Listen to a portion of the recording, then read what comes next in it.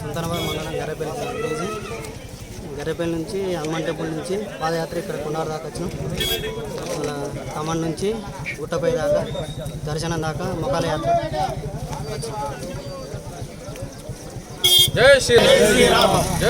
జయంతి అంజన్న స్వామి భక్తులు చాలామంది అధిక సంఖ్యలో వస్తున్నారు. మరి ఇప్పటిలాగానే ఈడ సదుపాయాలు కూడా అంతంతే మాత్రమే ఉన్నాయి. మరి బాత్రూమ్లు కూడా చూడడానికి వస్తే మెట్లెక్క దగ్గర కూడా కనీసానికి వస్తుంటే కూడా స్వాములు వాసన కూడా తట్టుకోలేకుండా ఘోరంగా ఉన్నది. మరి స్వాములు దయచేసి ఎవరు ఎమ్మెల్యే గారు సార్ ఎంపీ గారు విఐపి దర్శనంలో వస్తారు, స్వాములు చూస్తారు, వెళ్ళిపోతారు. వాళ్ళకు మా భక్తుల కష్టాలు ఎవరికి తెలియదు. ఇట్లా ఒకసారి భక్తుల రూపంలో ఒకసారి పాదయాత్ర చేసుకుంటూ వచ్చి వాళ్ళ సదుపాయాలు వాళ్ళ సౌకర్యాలు చూస్తే స్వాములకు తెలుస్తుంది.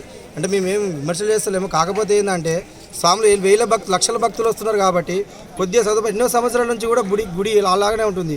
కొద్దిగా గుడి డెవలప్ చేసి కొద్దిగా భక్తులకు సదుపాయం కల్పించాలని ఇక్కడ ఉన్న స్థానిక ఎమ్మెల్యే గారు కానీ ఎంపీ గారు కానీ మన అదే సీఎం గారు కానీ అందరికీ కూడా ఒకటే మాట చెప్తున్నాం. ఏంటంటే భక్తులకు ఇబ్బంది కలగకుండా చేసుకోండి. మేము దీక్ష చేసుకొని ఒక నియమ నిబంధనలతో వచ్చినప్పుడు కొన్ని సదుపాయాలు లేక చాలా ఇబ్బందులు పడుతున్నారు స్వాములు.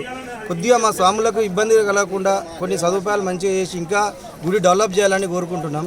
జై శ్రీరామ్. హైదరాబాద్ బీరంగూడ అమీన్పూర్ మండలం సంగారెడ్డి డిస్ట్రిక్ట్. మేము ఎన్నోసారి మాలేసుకుంటున్నాం సార్. సన్నిధానం నుంచి బయలుదేరి వచ్చినాం సార్.